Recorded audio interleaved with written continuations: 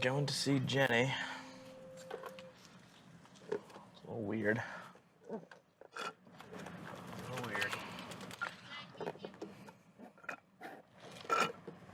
Are you nervous to see her? Yeah. I'm like a little nervous, dude. Never felt this way going to see her before.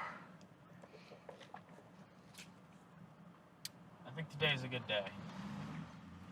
Yeah, I think like it's the sun and she'll probably be out like in her little nook. And... I don't think she's gonna be like bummed to see us. No, she would never be bummed to see us, dude. Just never.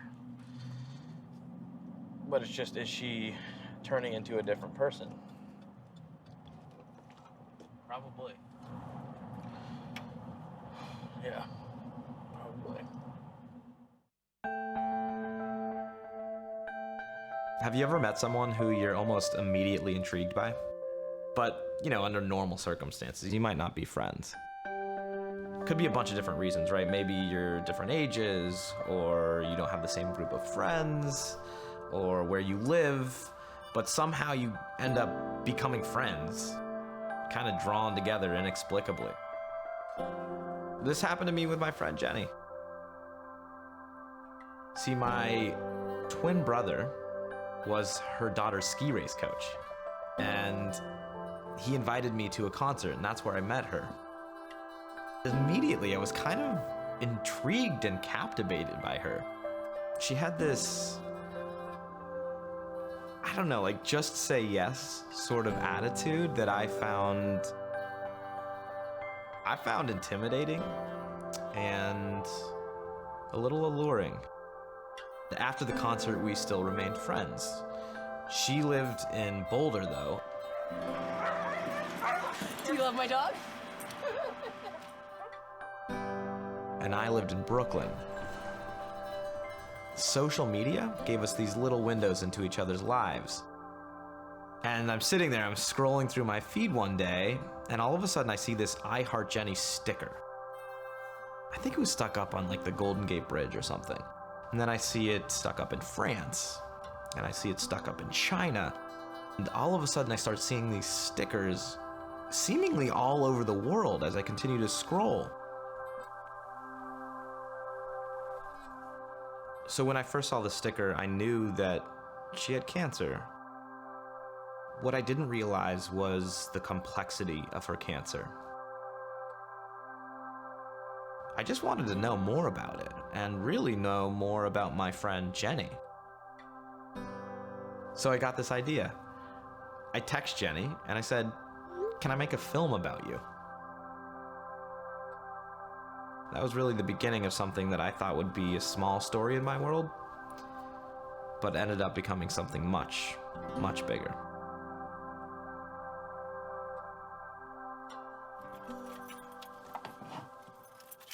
Oh, God. All right. Ready? Ready as I guess we'll ever be. This is weird, dude. You gonna go in straight with the camera? I think... Should I?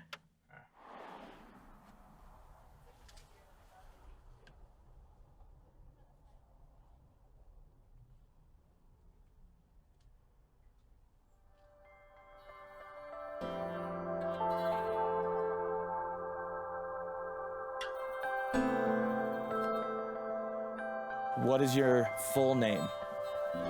Jennifer Kim Ree Vanderlinden. What do people refer to you as? Jenny.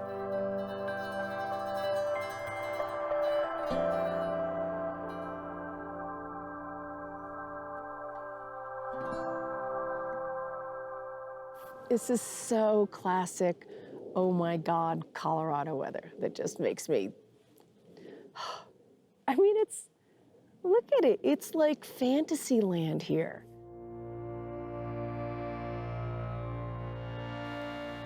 Why are we here right now? Why are we in this spot, or why is there a camera pointed at me and I'm talking to you? Yeah. I am battling ovarian cancer, and it's bad. When I was diagnosed April 22nd of 2011, I was told I had a 50% chance of living 2 to 3 years. How long has it been since then? Well, this is the end of February. We're about 2 months from 2 years.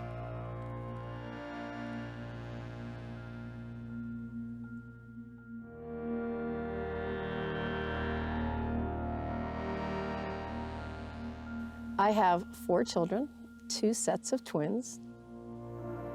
Yes, 2 sets of twins.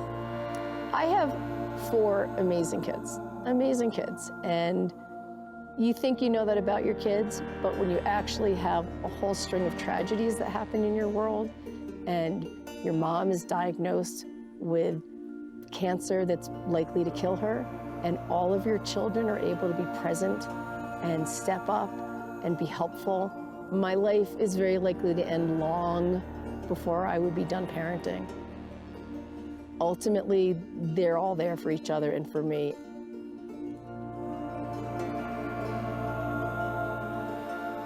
I knew that she had cancer, but I thought, you know, she's tough, she'll be fine, she'll beat this.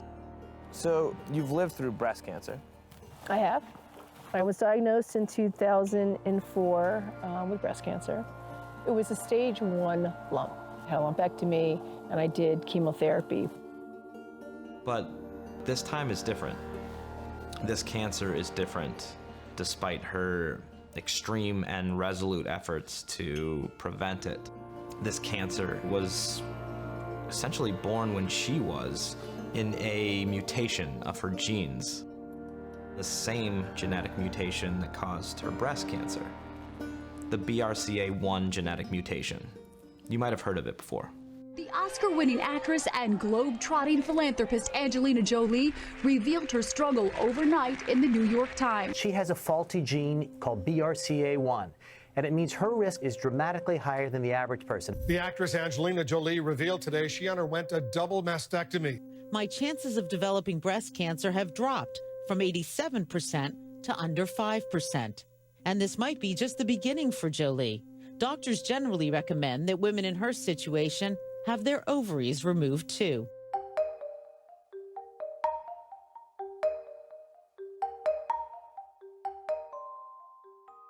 My mom is positive, BRCA positive, which means she has a faulty mutation in the gene. I like the science because people think that I just have BRCA. No, you all have BRCA genes. It just means that my copy is faulty. What that gene is a tumor suppressor gene, and so I kind of think of it as something that puts the brakes on. So tumor suppressor genes help guard your body against cancer, and so if you have a faulty copy, then you have less protection, I guess is a way. So it's like having 2 guards at the front door instead of 1 guard at the front door. These genes make proteins that function in the cell to make sure the cell functions properly. If you're born with 1 bad copy, which is what we mean when we say a BRCA1 or 2 mutation, it just is a copy of the gene that doesn't function properly. If you're born with 1 bad copy, you have an increased risk of developing cancer.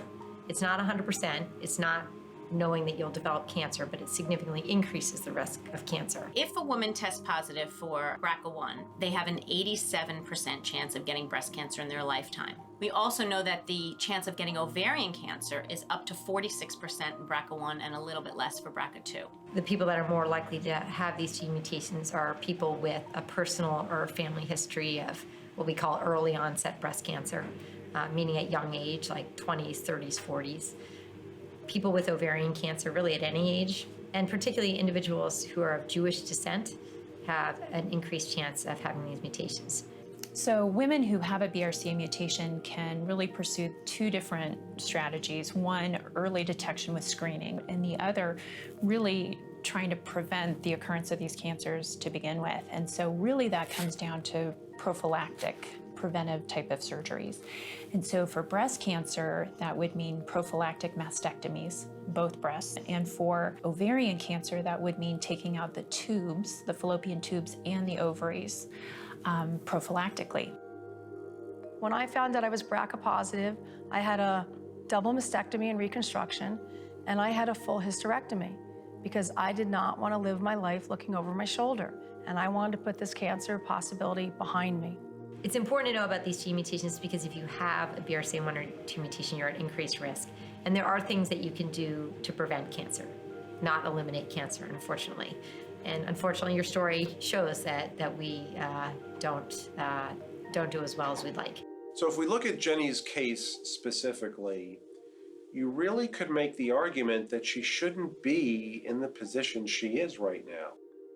The symptoms of ovarian cancer are very benign. What woman who is 48 years old and has some symptoms of some bloating and some distension? I had had a full hysterectomy, so I didn't menstruate anymore, so that wasn't strange. So these other symptoms were puzzling. She has done everything right, meaning the protocol of being diagnosed with an early cancer, being found to be BRCA positive, having your ovaries out, not having ovarian cancer when your ovaries are out. She should be done. She's got no breasts, she's got no ovaries. We should be done. Unfortunately, that's not always the case. I was told that nothing's foolproof, and at the time I knew that I had a 94 to 99% chance of being cancer-free for the rest of my life.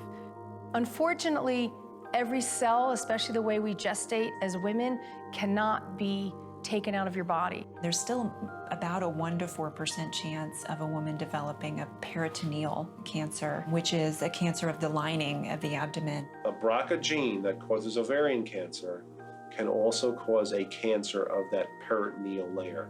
We call it a peritoneal carcinoma.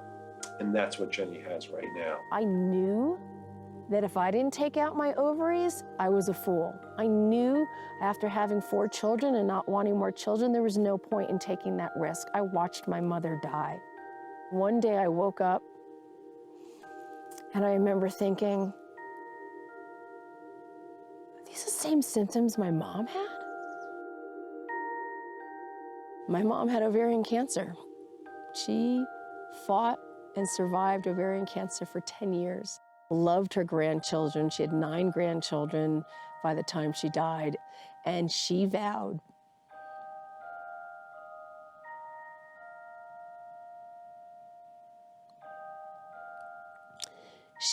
that she would dance at her grandchildren's wedding. And the reason that makes me particularly sad right at this moment isn't that she didn't get to do that. She lived 10 years. That was phenomenal.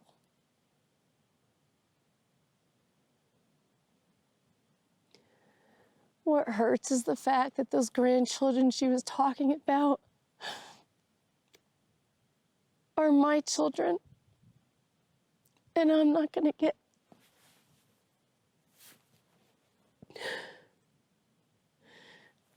get to dance at their wedding. Stupid ovarian cancer. And in 20 years, they've made almost no progress. I'm not supposed to be dying of this same disease. And I worked really hard to prevent it. Even in knowing all of this, it's still really hard to believe that Jenny's even sick. She doesn't seem terrified of this thing that is so far beyond us. This thing that none of us can see. And she's willing to do practically anything. So when she got an invite to her college reunion, we jumped on a plane.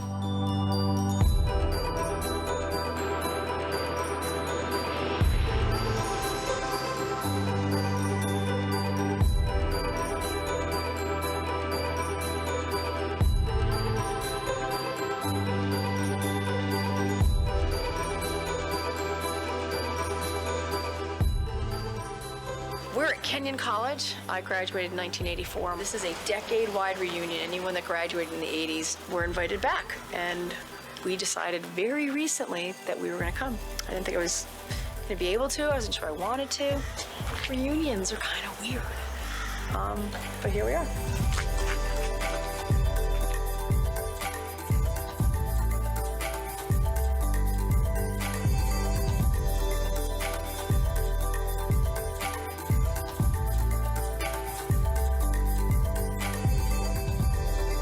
And how long have you known Jenny? I feel like all my life. She's one of these people that has this energy that makes you feel like you've known her all her life. But no, I've known her for, gosh, maybe 4 or 5 hours. Really? Yeah, they were talking about the moth readings last night, and I'm like, what are the moth readings? And then I heard her story. I'm not going to survive this. If you know anything from the 10 minutes I've been standing here, I'm not a fatalist. I'm upbeat, I have fun, but I know how this cancer goes. If you want to ask me anything, you know, whether it's about how family responds, whether it's about seizing the day, whether it's about how you keep walking when someone's told you you're gonna die soon, please ask me. I just feel like if there's anything that I can give back that helps anybody, because it's not always easy. I mean, sometimes it's really pretty freaking hard. I thank you for your love. I thank you for your support. You guys have, many of you, been incredibly amazing. How many people have seen this?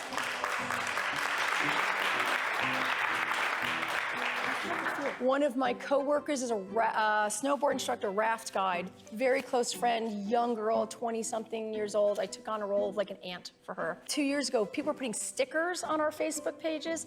She put this as a sticker just on a Facebook page.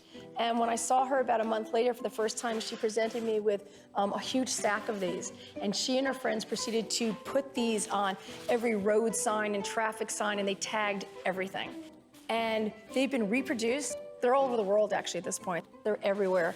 And people post them and send me really amazing notes.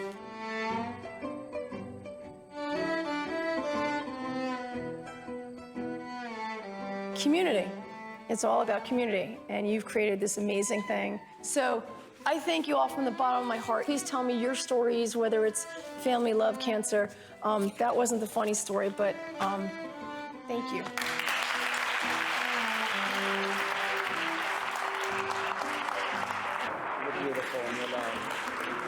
It's interesting how people choose to deal with something like that.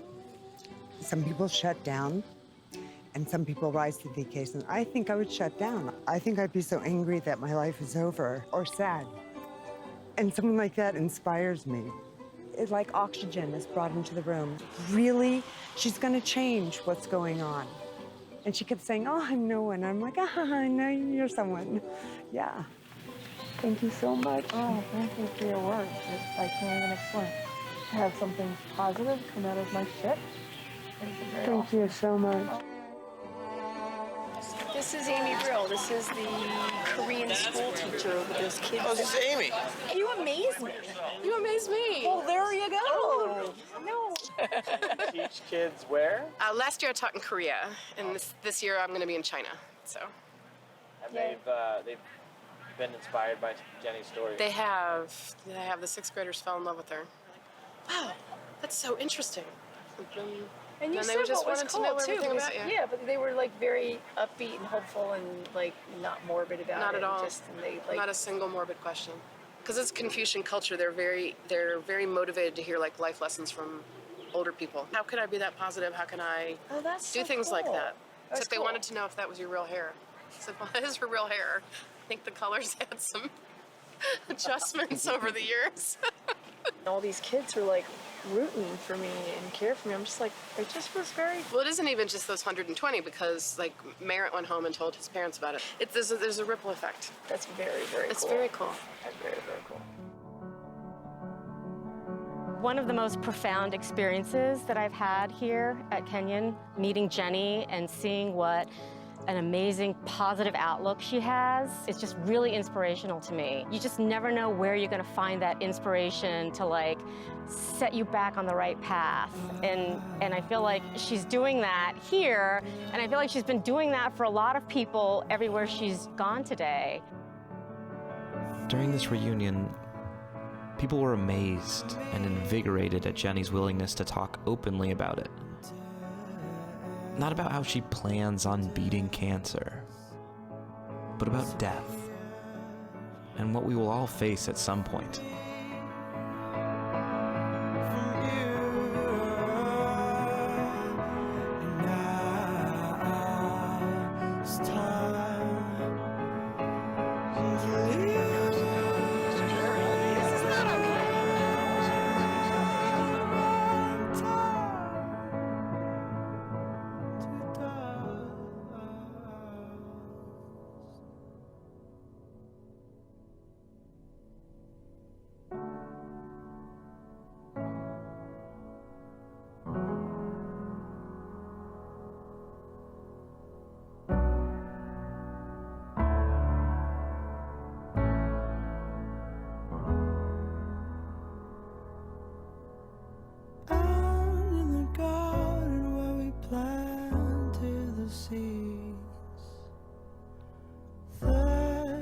tree as old as me.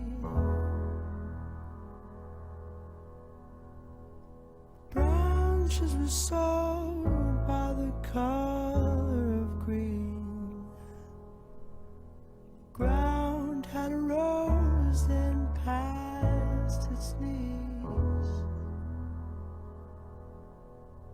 By the cracks of his skin I climbed to the top. I climbed the tree to see the world. We don't talk about death enough, right? We try to run from it, we hide from it, we sweep it under the rug, it doesn't exist. But that's really detrimental. I think talking about it is necessary. It allows somebody that's facing it to not feel isolated. It helps all of us if we start to talk about it. I want to leave this world a better place than I've been living in. I hope we keep moving forward. I really want to do my part. I'm not exactly positive what my role is. This documentary is phenomenal. It's given me the incentive to keep fighting to stay alive because I want to make an impact. I want to change the future for my daughters, for my nieces, for your daughters, for mothers, for everyone.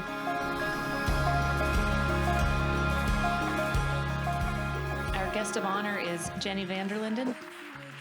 We came to Tucson, Arizona because tonight we are doing a panel discussion for the JCC of Tucson. It feels pivotal. This is the first event that has happened because of the awareness we were raising through making of the documentary. And it's kind of cool. It just surprises me how many people would rather keep their head in the sand and not know and catch things early than prevent it. If you all here go out and tell people, and they tell two people, it's like the old Well of Awesome commercial, we can make a difference.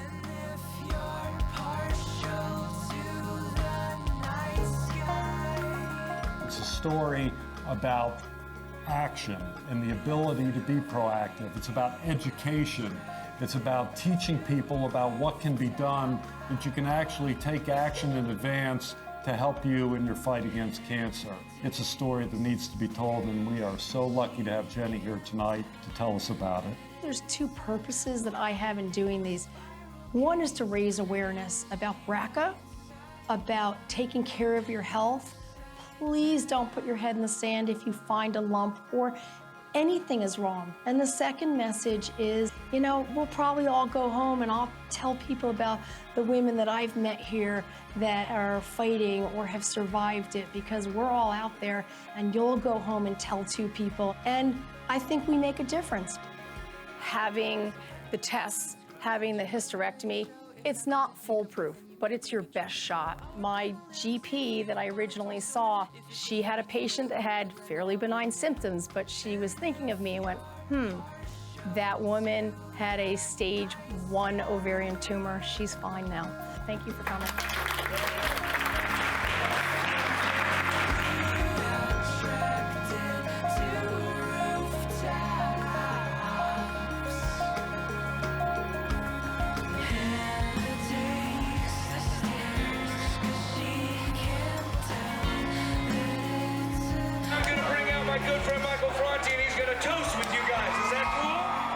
When I met her, she was not standing in the back of the crowd or sitting in a wheelchair somewhere. She was the closest person to the speaker right at the front of the show. I just remember looking out in the crowd and seeing her smile, seeing her, hearing the words and singing some of them, and just feeling this sense that even though I hadn't met her yet, there's just somebody who's passing through something really amazing. And when I went up and I put my arm, I jumped out into the crowd and I went straight to her. I went through the crowd and went straight through, and I was singing a song, and I put my arm around her like this, started singing. Yeah. And she leaned right into me, and we sang the song together. I've always believed in the healing power of music, but when you see it up close, you see somebody come to your show who looks like they're, you know, close to dying, and you see them with their family and their caretakers who you know have given every hour of their day, perhaps all their money they've had to take care of this person on their journey. They are moved and changed in that moment by the music and create memories that last even beyond the lifetime of the person who's there at the show. So Jenny really inspires that with us.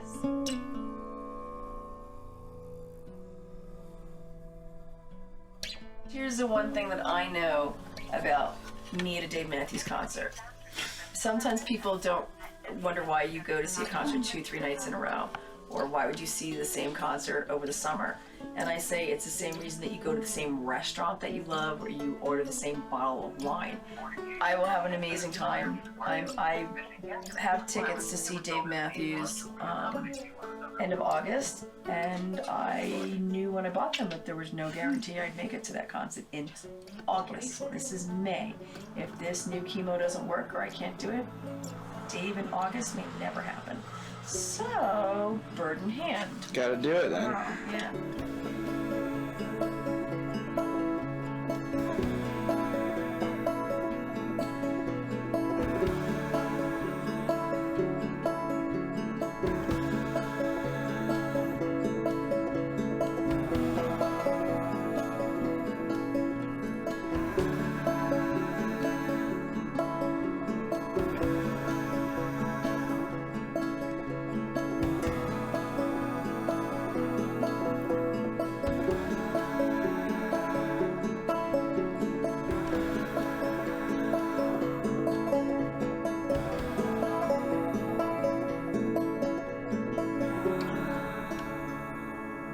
So after the concert, I'm waiting for Jenny, and this guy sees the camera and he runs up and he says, "What are you guys filming?" And I told him exactly what we're filming, and he looks at me and he says, "My mom died from ovarian cancer." I spent 2 years watching my mom die. The doctors gave her about 4 months or so, and she went on for a long time. 10, 11 months. If I could say anything to her, I'd say, I'm so proud of you. And if I had one wish, it would be that you could be here watching me marry the love of my life.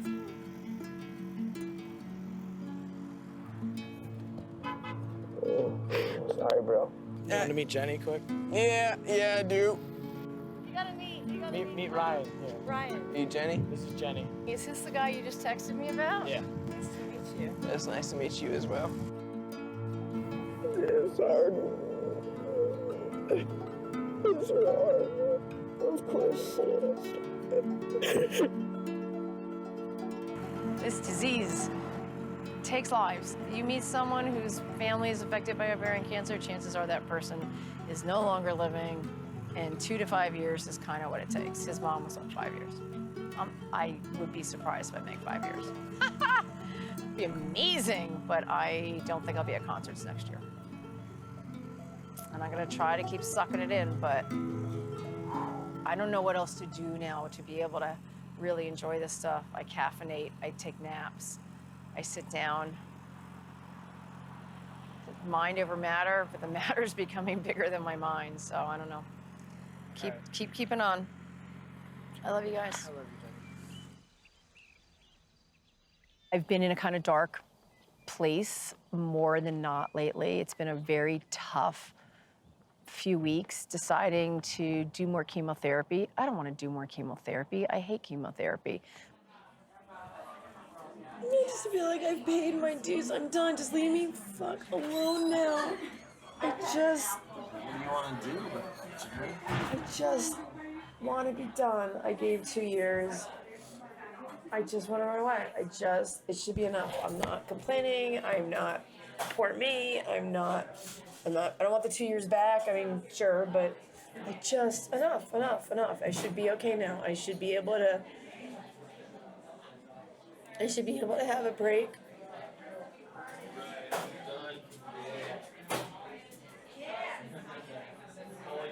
I think it would be different if I didn't know what I know about my mom and how it goes and what this all means. 4th tier chemo without a remission, do you know what that means? I'm so tired of doing this. And for what? What's coming?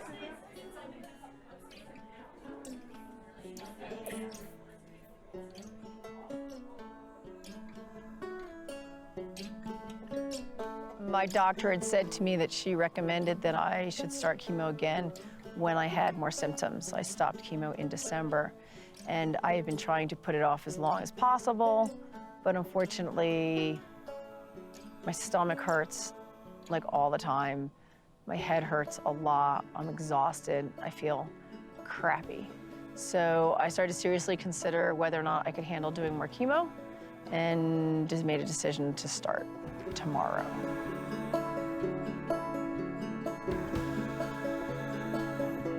How are you today? Oh, my hug. Let me I'm out of breath going up the stairs. Well, you always come up the stairs. I know, I gotta prove I can.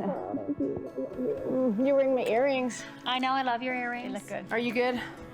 I'm good. We're doing labs on you, right? Yeah, All thank right. you. I love you. Bye, honey. Bye.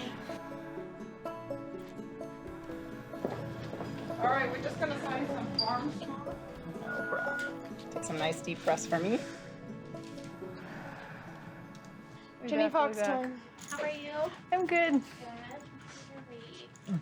I mean, this chemo's pretty damn tolerable. And I'm telling you, I feel like I should kiss your feet because you know how reluctant I was to do it. And you pushed a little bit, encouraged, cajoled. So I think great that you're tolerating it well and then you gave it Yeah. a try. And this, like all of them, though, should be cumulative. It might get a little trickier. Not necessarily. Not necessarily, really. Yay. I feel like I can almost bank, aside from an emergency, on the fact that I'm going to have another good 4 or 5 months because it took, you know, Yeah. right? I mean, that think kind of pattern that's- should I think follow. that's totally reasonable. Yeah. Okay, time for chemo. Okay. Thank you. The scan is better, but it's still a whole lot worse than the first scan. At the end of the day, chemo is a crapshoot, and no one At the end of the day, she thinks there's every reason to think I'm around another year. That's good. I just don't understand why I can't cure cancer.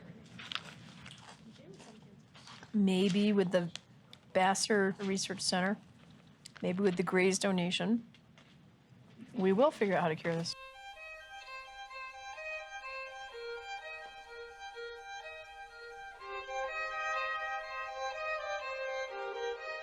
I came into my awareness about BRCA through the loss of my sister. She was 42 when she was diagnosed and 44 when she passed away. Really only subsequently we learned that she died from ovarian cancer as a result of the BRCA genetic mutation. We realized that there were a lot of people doing great work around BRCA, but there was no one central place, no one hub where the data was collected, where people were given the right kind of counseling, and where people could accelerate the research. And that got us thinking, how could we make a difference? How could we help families who are affected by BRCA? The Vassar Center is here to give people hope. It's here to fund the best research science. Help people collect the data, accelerate the research. That's what the Vassar Center is all about. So that we can find a cure, that we can be the ones out there discovering a vaccine. But also until that time, we're here to educate, we're here to hold your hand, we're here to be supportive in any way that we can. Thank you so much. Are we getting we're getting our picture? I want my picture.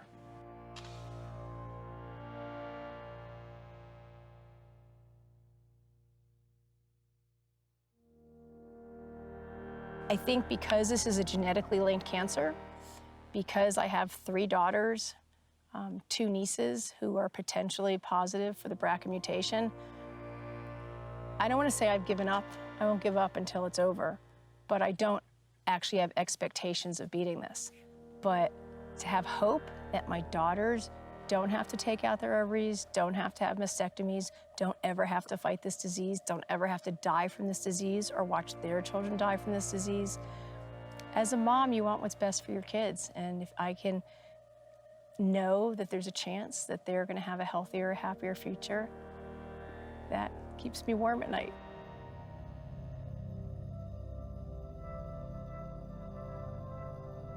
So I haven't gotten tested, but I have a 50% chance that I'm positive.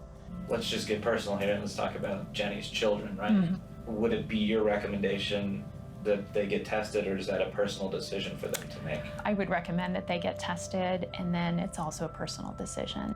Gosh, and we've had some of those conversations, and I nag them in a little bit of a friendly way. I think everybody has their own opinion about that or how they want to handle that. Some folks would say, well, I just don't want to know, and I just want to kind of deal with things as they come. And that's one way to do it. Another would be to say, well, I want to know, and then what are the options for dealing with that? And I'll then make that decision as a second step. My fear, of course, with 4 children and 3 daughters, is that someone or more than one will have this. But I do remember sitting with my daughter one day before I had ovarian cancer, just talking about this.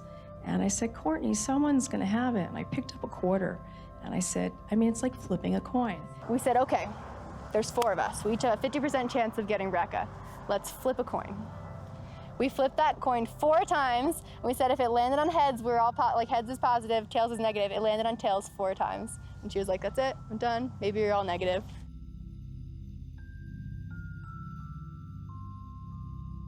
Yes, eventually I will get tested to see if I'm positive for the BRCA mutation. I don't want to, like I don't want to deal with that yet, because that's heavy. That's like then you got to start making choices about what you're gonna do. I don't know, my mom would say, Courtney, what are you doing? Go get tested. This is important. Knowing that there is this gene mutation in our family that you can be tested for, I'm not sure if I would be tested. It would affect my kids more than it would affect me. I still have a higher chance of getting cancer, testicular and breast, but it doesn't affect me as much as it affects my younger sisters. I mean, I know Jessie wants to get tested, and I hope she's negative. I even tried to test for it, but then there was like this runaround of like, oh, we don't have records, your mom has BRCA 1 or 2, so if we test you now, it's gonna be like $2,000 because we have to test for everything instead of just testing for 1 strand. I don't want to go through the genetic counseling that we have to go through. I don't want to sit in a room with someone telling me what the cancer is about, what this can do if you're positive, because I'm sorry, I lived it for a few years. I had to have a psych eval first, which I didn't care for. I'm like, I know I'm getting to, I know everything. It's like, well, it's required to have this, so I paid like probably $100-something to have a psych eval. We're like, oh wow, you know more information than we do. I'm like, yes, this is part of our family. I think it's really difficult because it's a burden to carry. It's a weight. And especially for a family of 4 children, there can be a lot of guilt. Say, if I'm tested and I'm negative, what about my siblings? You know, that relief that I don't have this, but some sense of guilt maybe that, well, I'm not gonna be dealing with this, but my sisters or my brother or their children may be dealing with this at some point. I know this is not how statistics and probability work, but part of me feels like if I'm negative, one of them has to be positive, and I don't want them to have to deal with it. I don't know, I'm their older sister. I know I can handle it, and I know they can too. They would hate me for saying they can't, because they can handle it, but the hardest thing about all of this for me, for some reason, and maybe it's my motherly instinct, is not watching my mom go through this, but watching my siblings have to deal with it. And I wouldn't cry until they cried, and then I would just lose it. Oh, if I could choose, if one of us had to take it, I would do it. I would. Because I just don't want them to have to deal with it. I'm a lot like my mom, and I know I haven't got tested for the gene yet, and I know I have like a 50% chance of having it.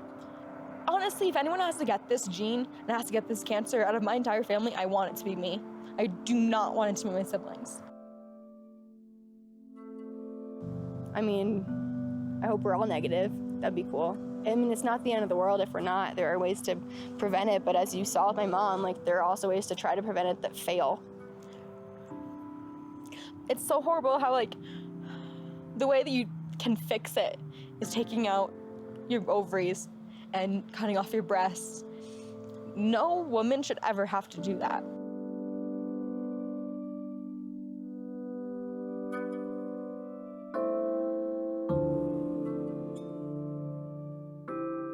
My kids will be okay.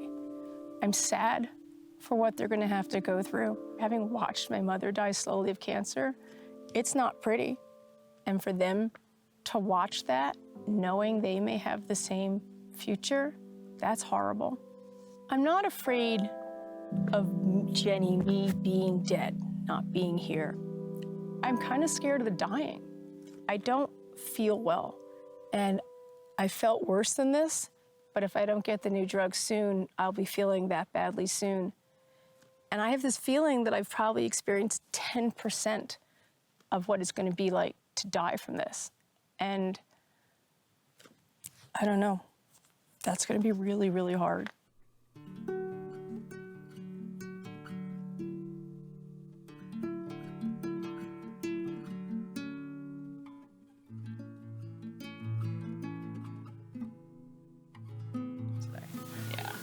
I'm so like out of time for my. Yes. It has a funny taste. Okay, we're good. We're good. We're off. Which room are you gonna be in? That one. That one. Yep, thanks. It's just not cool. I'm losing my mojo. That's how you know I'm dying. I've lost my 2-point mojo. Wow. So not even close. Ready?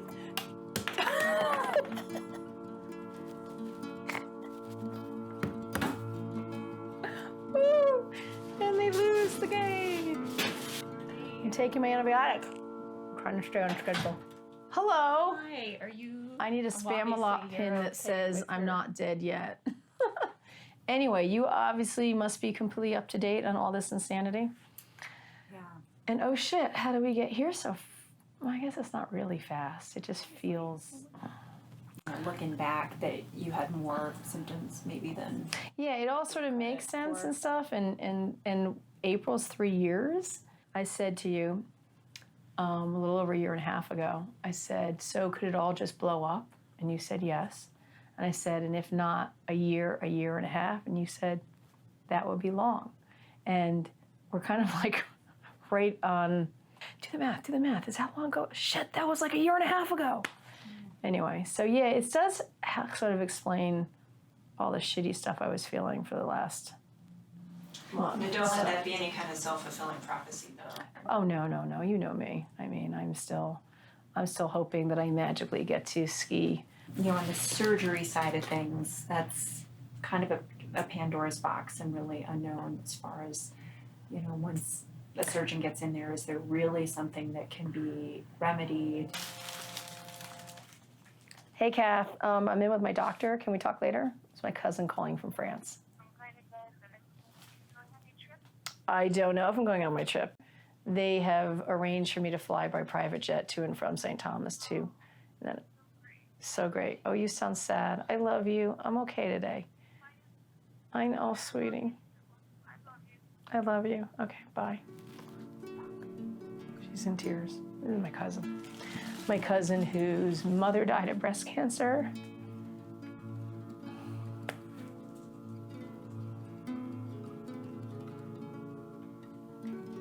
My family's been through too much loss. My poor brothers, I mean, as much as I feel horrible that my children get the short end of the stick, I'm certainly glad I'm not watching my brothers die.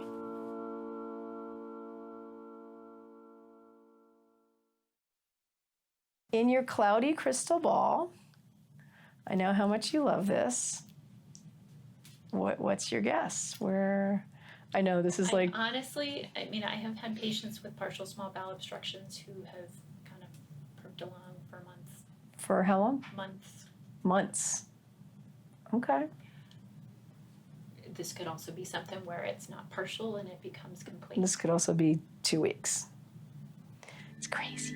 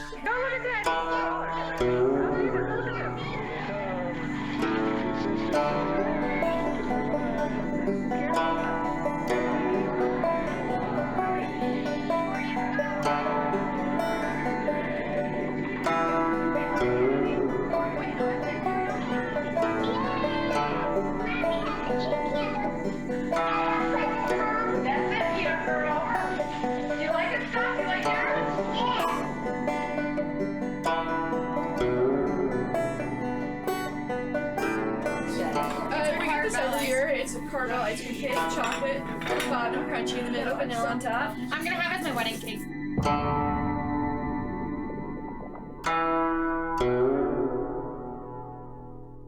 I'm gonna die and not go to my children's wedding. My life has been full of so many huge disappointments. My father shot himself in the head. My mother died while I was holding her hand. I got breast cancer? Are you fucking kidding me? I had 11 surgeries. I never was supposed to die. My life was such a roller coaster. I was scared to answer my phone. You have a BRCA gene, phone call. Your chemo isn't working, you're gonna die, phone call. Your father shot himself, phone call. Your mother has ovarian cancer, phone call. Your mother's coughing up blood, I think this is it, phone call. You've taken on a full-time job of trying to make a documentary about a dying woman. I don't think you've probably even had to deal with much death. I hope you don't ever think for a second that I don't know that. Whenever I die, it's gonna be too soon. And you're gonna have to figure out a way to protect yourself. Because the other thing is every step we take, you and I get closer. Nobody in my family has died this way. No. And Have you even had any, what's the closest person died to you? my grandmother that I loved, but I didn't really know that well. I'm not going anywhere yet. We got some time.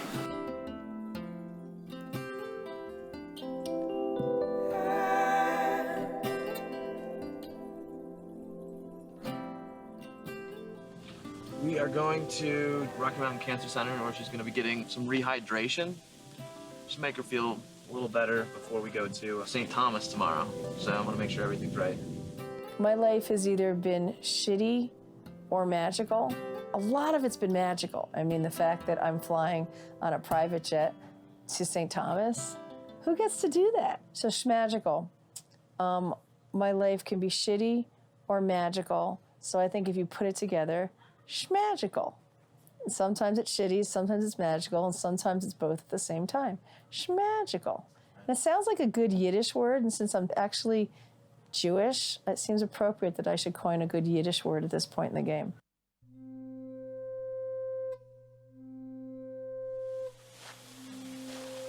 I can't take these crinkly pillows and make the place take it off? I think it's beyond. Oh yeah.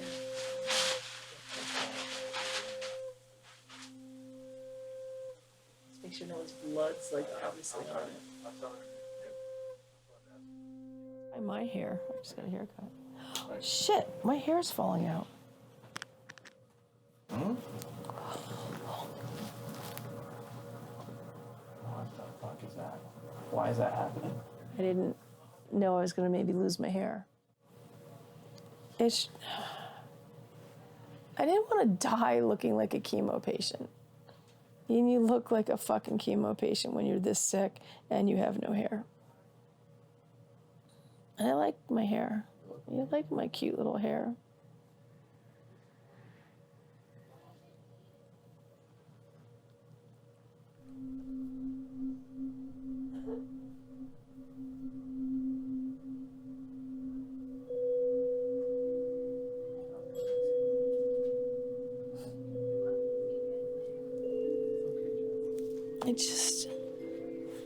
I'm not in the mood to lose my hair for a drug that's not gonna fucking help me. Fuck. And I so didn't want to look like that for my kid's sake when I died, because when you look like that, you look like a fucking dying cancer patient. Oh, fuck. That's a lot of hair.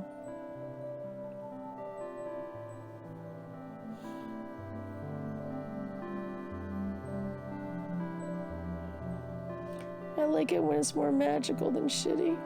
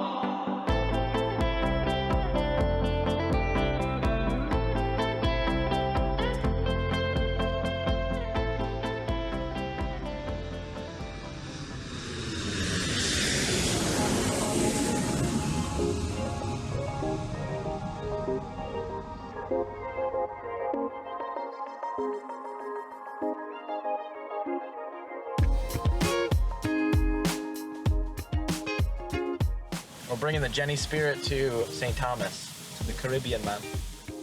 We got a minivan that's beat to shit.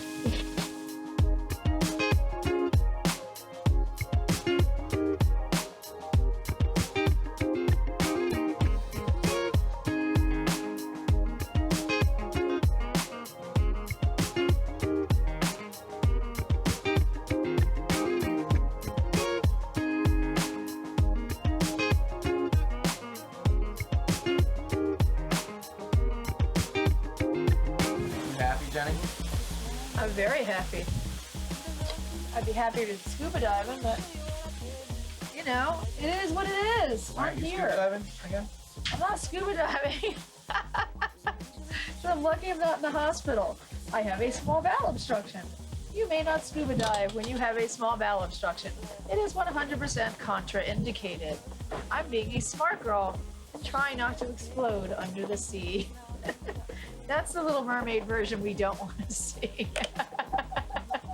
you think anybody at your stage is like, oh, I'm gonna go snorkeling? Oh yeah. There's other people that are as crazy as me. You think I'm the only crazy person? Okay, my tattoo is in this film somewhere, right? Yeah. It's symbolizing the sun, so I have it with me regardless of the weather. And Jesse has the same tattoo. I did it last year when I realized that I really wasn't gonna have to live with it for 60 years. What the hell? But I like it.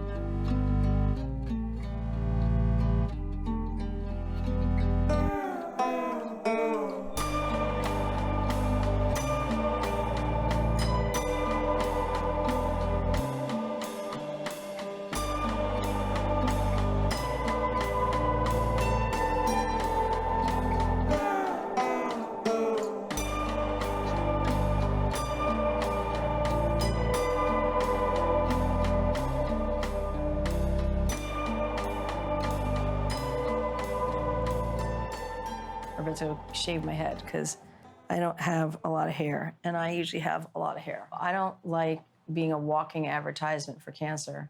I much rather people go, wow, what? Nah, I don't believe you. That was way more fun. I'm just tired of it all. I mean, now we're supposed to be excited if I get extra weeks or a few months. It's bullshit.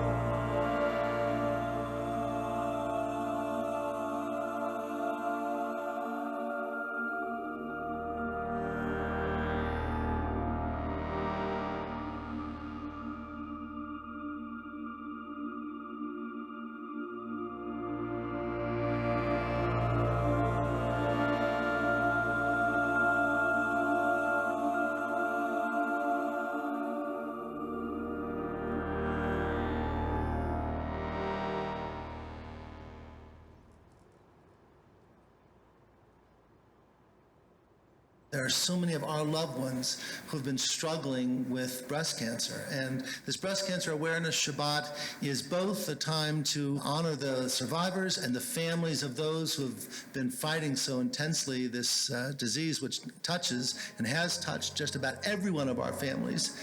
But it's also a Shabbat to help spread awareness. One of the most aggressive fighters around the nation, indeed around the world, is this heroic woman right behind me, Jenny Vanderlinden. And she goes around the country, really, spreading this message. I am Jenny Ree Vanderlinden, and I unfortunately am fighting cancer again, and looks like I'm not winning this time. I'm a breast cancer survivor. In 2004, I was diagnosed with breast cancer. I wasn't afraid. I thought stage 1 breast cancer I knew was very survivable, and I felt fortunate to have found it so early, and I thought of it as sort of a pain in the butt. When I found out I was BRCA positive, I realized it was a pain in the butt that was going to be much bigger and affect generations. But I survived breast cancer, and I am happy for that because I am still here. Thank you for welcoming me here tonight. I appreciate it.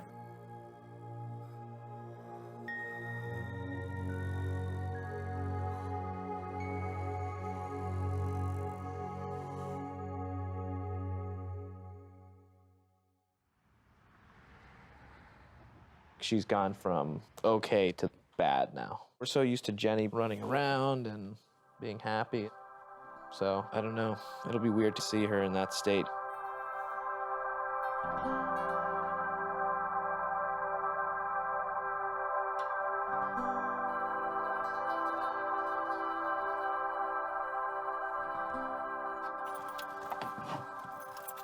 Oh, God. All right. Ready? Ready as I guess we'll ever be.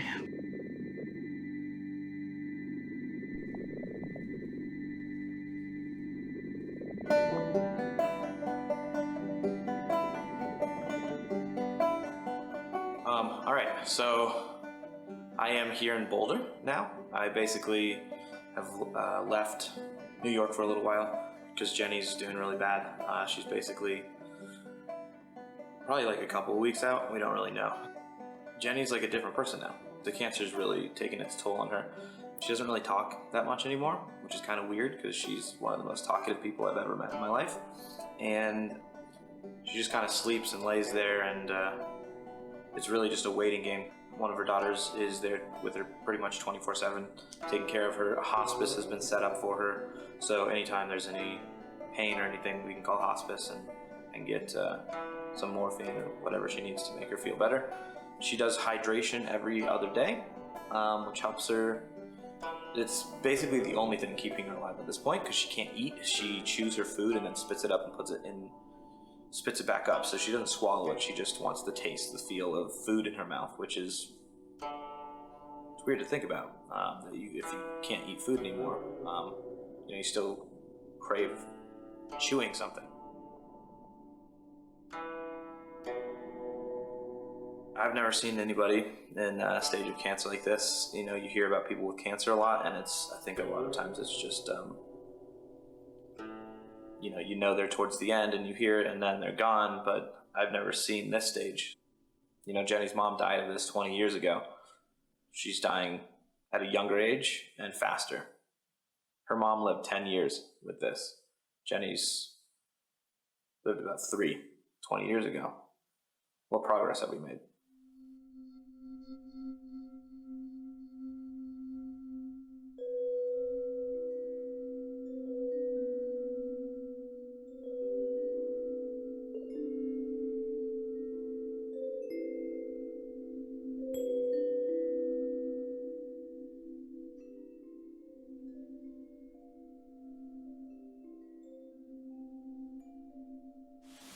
Think about how much every day she's been getting worse.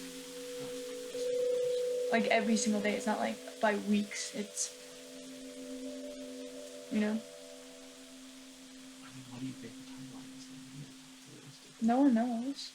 Like, it's my mom. For all we know, like in 2 days she feels brand new. There's no other you guys can't give her an IV or bring over morphine or anything besides what we have here.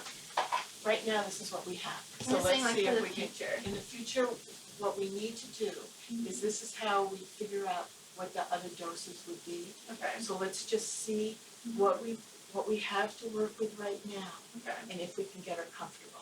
Okay. And then we do the math. Because I think from what that. she's wanting is one doctor, Tony came over, was saying that at some point we can kind of sedate her in a sense and give her enough drugs that she's really sedated, and that's kind of what she wants. Right. That's So- that's protocol. Okay. That's going to require. It's not something we do in an evening. Okay. That requires one of the doctors to come back out and Mhm. an assessment done, and it's a little bit more. So can we maybe set that up for tomorrow or something? Once again, I could start the process, whether it can happen tomorrow or not. I'm Right, not but I sure. think we should start that process. Down here. And you can swallow something good. I know this doesn't taste the best, but take a swig of something you enjoy. You want morphine? I'm trying to tell Courtney how to give you the morphine. I can do it. Go talk to Mom. In here, the right amount and everything. This one's already in here? Yep, it's already in there. You have to. There's nothing in this one. Please, there is. It's only half a milliliter. Is that what I was supposed to do? Yep, 2 to 4 or 2. So it's 3 milliliters. 3 milliliters. 3 milliliters all the way up here. Nope. It's 0.3. Oh, you sure? Yep. Wash your hands. No, I'm not doing it. Wash your hands. I'm not doing it, Courtney. Why is this puncture? I'll figure it out. Bye-bye.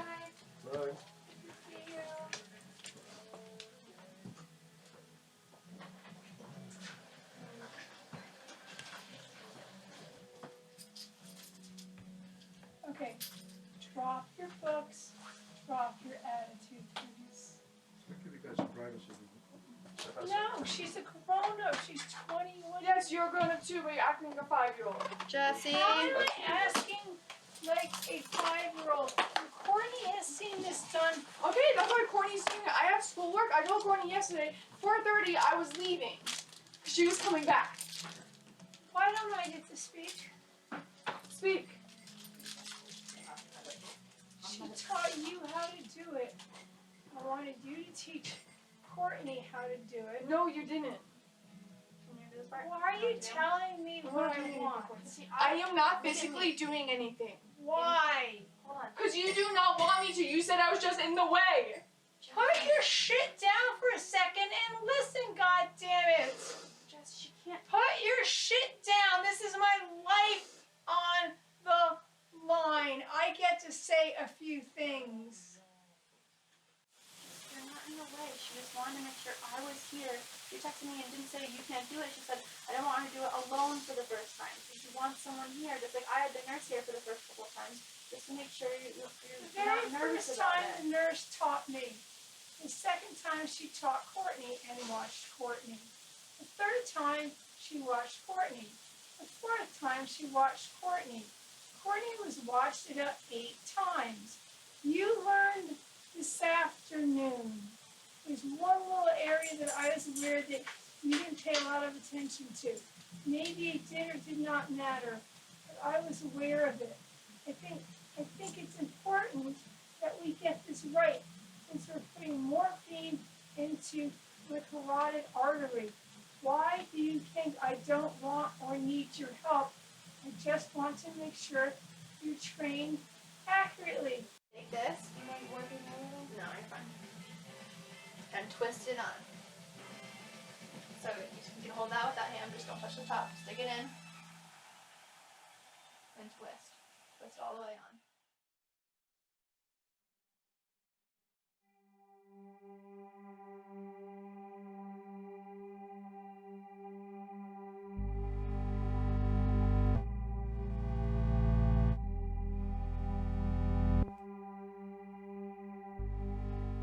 March 20th. I have been here since March 8th. It's really weird and it feels invasive to be at that house when there's family coming in and out and you have cameras. It just feels like not right, but I know that it's important to show this. So the kids, they've been amazing, the way they're with their mom and they're there taking care of her. They work in shifts, you know, it's like they're almost like machines in a sense right now, you know. You don't see much emotion from them.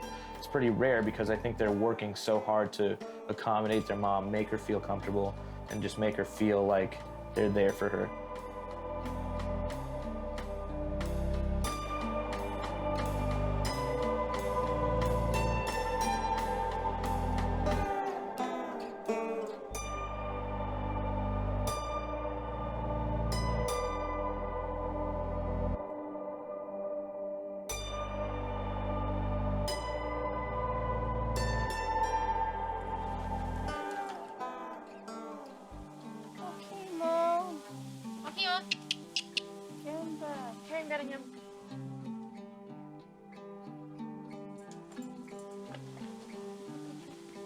Don't give her your butt either. Good. Stay there.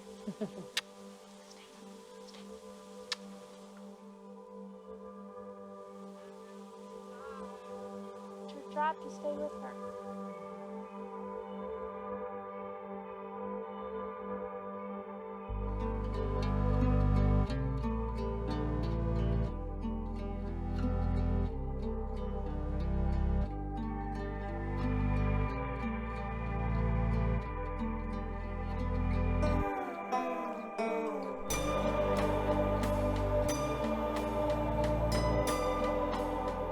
The story is like people realize like how horrible the disease is to understand that needs to change.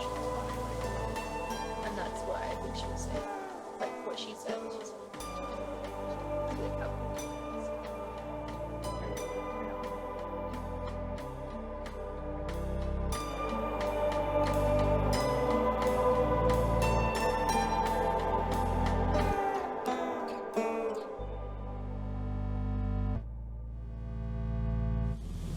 The only thing that has been keeping her alive is this hydration that they've been doing. But about 4 or 5 days ago, she said no more hydration, which means her body is basically completely malnourished. She can't eat food. She can barely drink because she'll throw it back up. You can't do anything but just make her feel better through morphine, through various drugs that are gonna Gotta help her.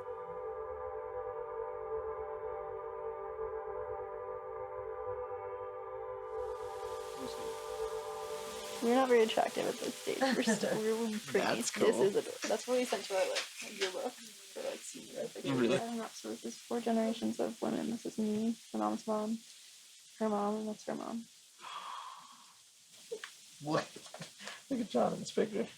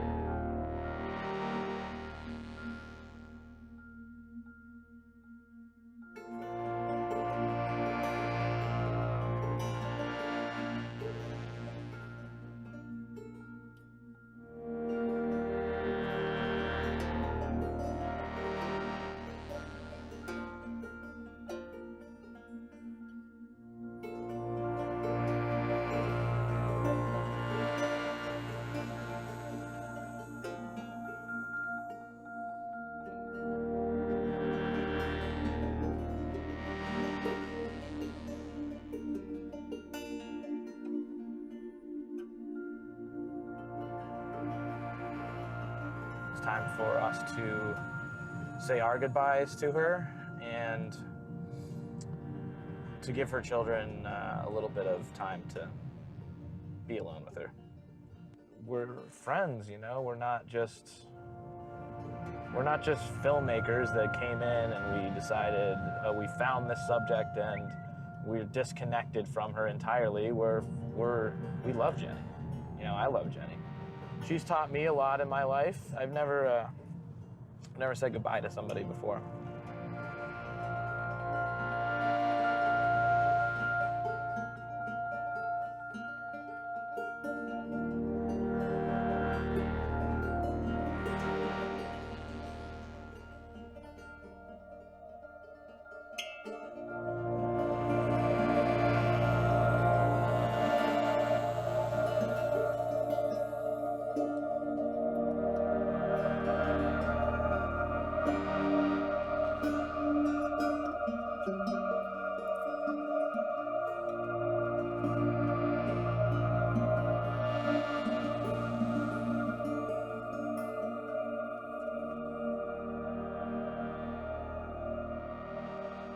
She hugged me and said, "Film until the very end."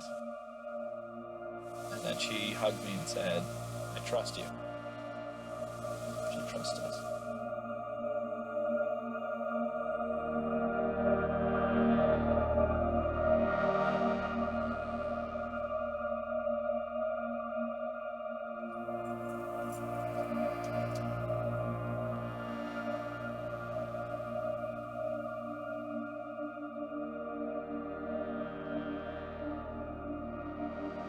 She was outside. Above her, the big Colorado sky, it was kind of riddled with clouds. And all of a sudden the sun came through and it gave her like this subtle burst of energy. Courtney said she kind of came back to life for a minute. And she was surrounded by all of her kids, and then she moved on. Jenny completely changed my life. And I just hope that in some way I gave her what she needed during that time in her life.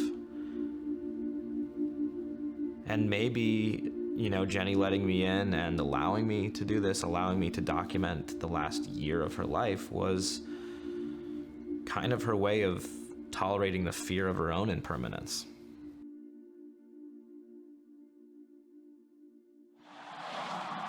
You ready for this adventure? Am I ready for this adventure? Yeah, it's a great distraction from dying.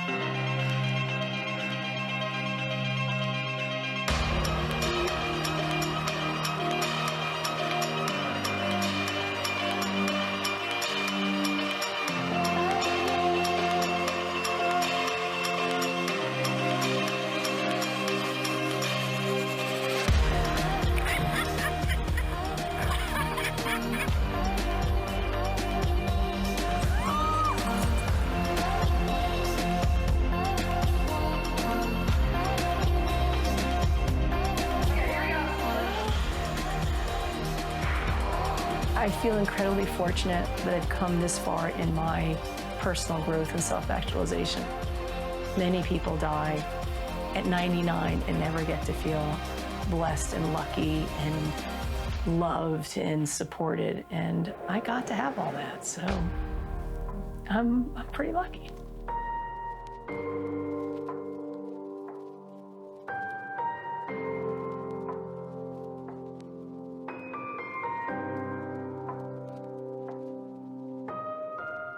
Here's the one thing that I've come to the conclusion very, very vividly. If you believe the scientific concept that energy is neither created nor lost, there's so much life force in me. This is just a vessel.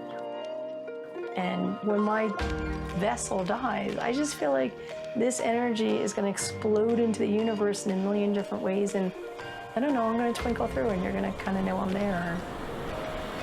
I'm okay.